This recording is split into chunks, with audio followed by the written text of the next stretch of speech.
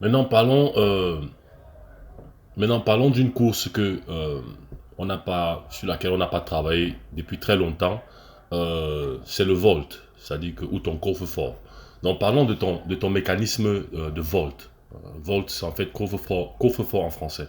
Volt, c'est coffre-fort en anglais, pardon. Donc, parlons de ton mécanisme de volt ou de coffre-fort.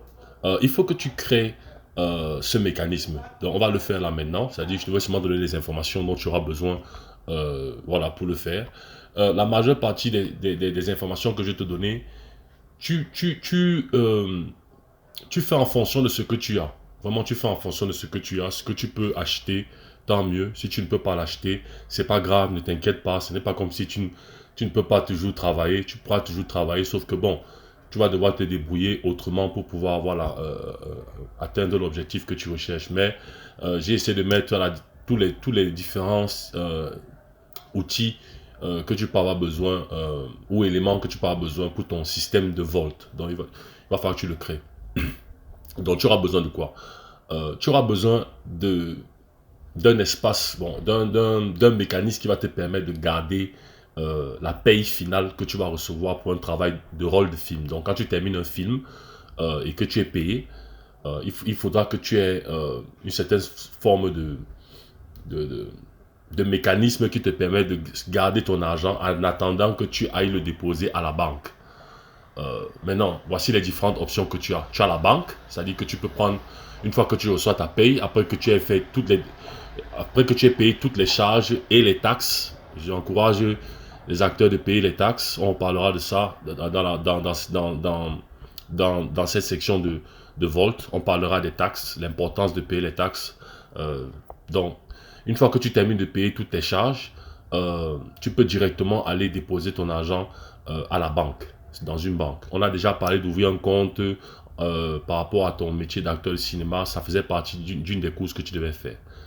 Si tu n'as pas encore fait, je t'encourage de le faire. Donc, tu peux soit déposer ton argent à la banque ou alors dans un money transfer. C'est-à-dire que si tu as un compte money transfer, peu importe la marque, tu pars, tu déposes ton argent là-bas.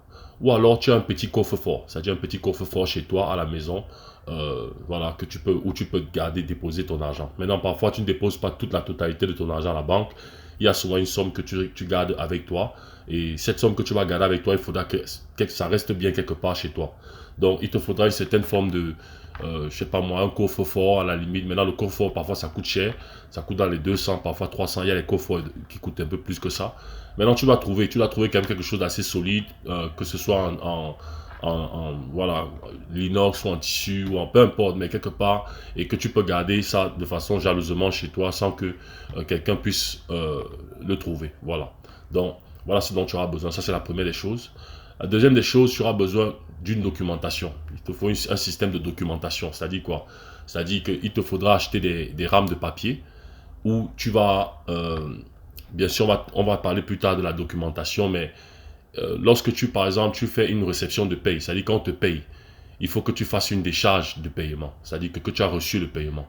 Ça sera important par rapport à tes taxes plus tard, quand il s'agira de déclarer, tes revenus à l'État ou au gouvernement. Again, il s'agit d'être professionnel. Dans les trucs que tu fais, les trucs du quartier que tu ne payes pas, moi, je ne t'encourage pas ça ici. Je t'encourage d'être professionnel et être professionnel. Payer la taxe, ça fait partie de ça. Déclarer tes revenus mensuels et annuels, ça fait partie d'être acteur de cinéma professionnel. Donc, il te faudra une réception de paye, un document de réception de paye. C'est-à-dire que ce sera un formulaire que, par exemple, quand on te paye, tu remets à la personne chargée de te payer, bref, qui travaillera dans la production. Et la personne signe juste, met son nom et tout ça. On parlera des détails de ça plus tard. Et puis tu attends, chaque fois que tu es payé pour un travail, que ce soit comme extra, c'est-à-dire comme euh, euh, figurant dans un film, premier rôle, support, acteur, peu importe. Chaque fois que tu travailles dans un film ou n'importe quel concept de film, série, tout ça, télé, je sais pas, chaque fois que tu es payé, il te faut avoir cette documentation de réception. Ça va t'aider aussi pour ton travail financier. Si jamais tu embauches un responsable financier par rapport à ton travail sur tes finances, ça sera important pour lui. Donc, il te faut une réception de paye, un document de réception de paye. Il te faut un dépôt de fonds de banque. C'est-à-dire que quand tu déposes l'argent à la banque, l'argent que tu reçois, c'est-à-dire que j'aime l'argent. Dès que tu déposes l'argent à la banque, le ticket que tu reçois ou bien peut-être la documentation que tu reçois par rapport au fait que tu as déposé la banque, comme une sorte déposé l'argent, comme une sorte de reçu, il te faut garder ça. Il faudra que tu aies un fichier où tu gardes ces informations-là. Je parlerai de ça dans la suite. Les retraits de fonds, quand tu retires de l'argent, par exemple pour aller faire des dépenses, ou bien quand tu retires de l'argent pour payer des factures, ce genre de choses. Les retraits, il faut être toujours la facture. Même dans les guichets, ça te demande toujours si tu veux imprimer la transaction que tu viens de faire en termes de retrait.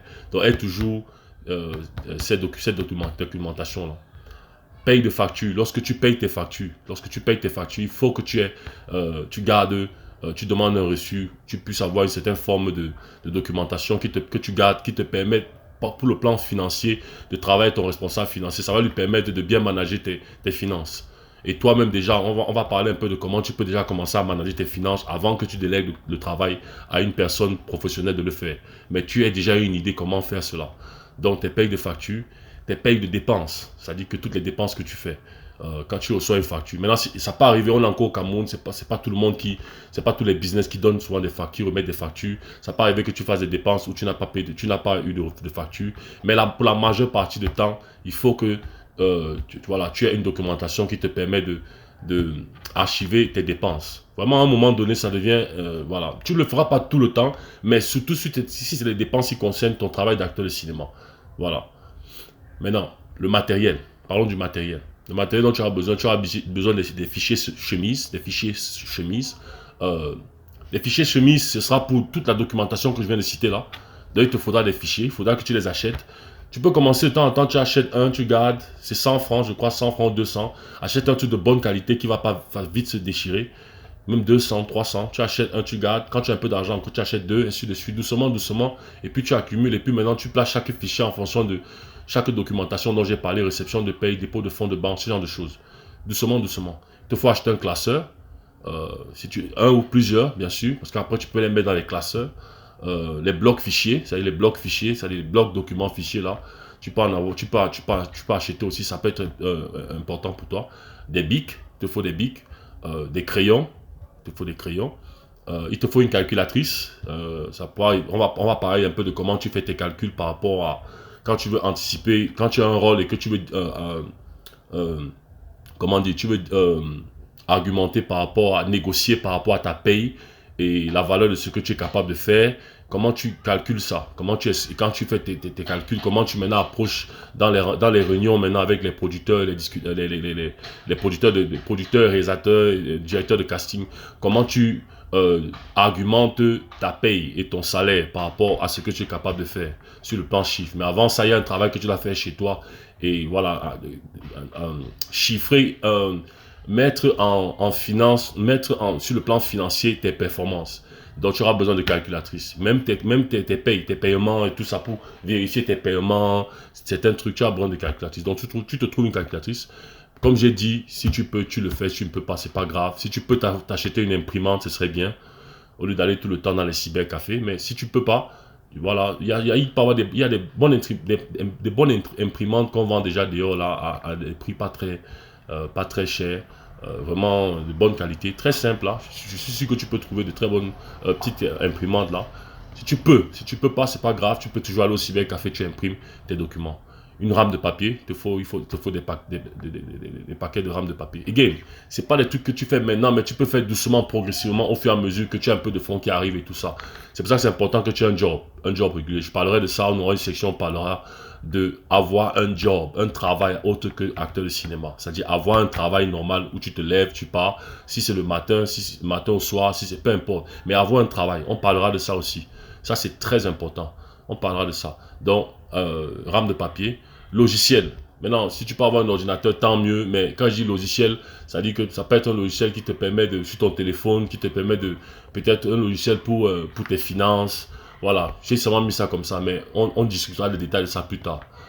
Bien sûr, une connexion Internet. Si tu as un téléphone Android, de temps en temps, tu mets tes 500, tu as ta connexion, ou bien 1000 francs. Voilà, ce serait aussi important. Ce n'est pas forcément nécessaire et absolu, Mais voilà, ce serait aussi important.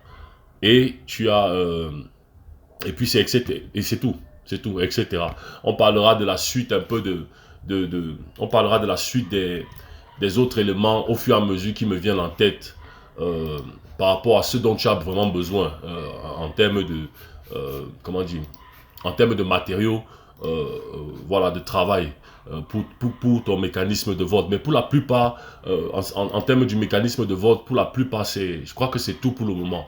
C'est tout pour le moment. Ceci dit, voilà, nous sommes arrivés à la fin de cette vidéo. Si tu as des questions, comme toujours, envoie-moi un email à mon adresse acteurcamerounais@gmail.com. Tu peux aussi trouver cette adresse sur la partie description de la vidéo. La prochaine fois qu'on se reverra sur cette section du Volt, Volt, économie, dépenses, bénéfices et autres, ce sera par rapport à parler de tes entrées financières de paye qu'on te payera en tant qu'acteur de cinéma dans un film. C'est-à-dire que quand tu fais un rôle de film, après que tu termines, quand on te paye, on parlera de cela. Et une fois de plus, je te donnerai juste mon honnête opinion à ce niveau par rapport à ça. Ceci dit, je te souhaite une excellente journée et je t'attends pour explorer la prochaine vidéo.